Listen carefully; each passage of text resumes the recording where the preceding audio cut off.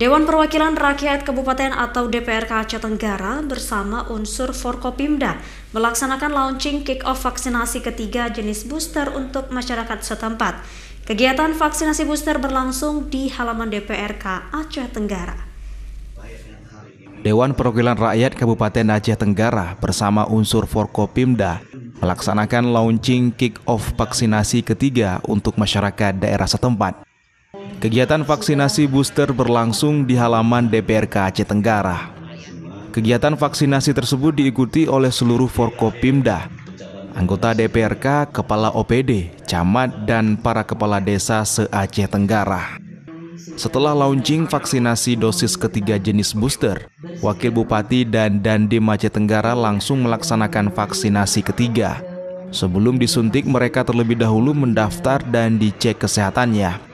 Lalu tim medis kesehatan Kabupaten Aceh Tenggara memberikan suntikan vaksin COVID-19 jenis booster untuk dosis ketiga.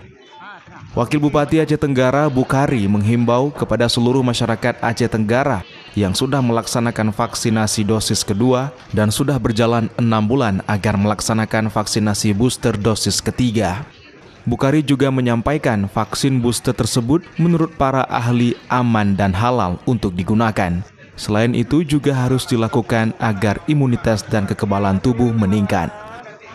Ya, harapan kita dengan ikut antusiasnya dalam pelaksanaan vaksin ini sesuai dengan anjuran pemerintah, kiranya momen seperti ini peduli, akhirnya virus-virus yang mengkhawatirkan ini baik itu COVID dan Omicron dengan adanya penangkal yang melalui vaksin ini bisa kita terbebas dari hal-hal yang tidak.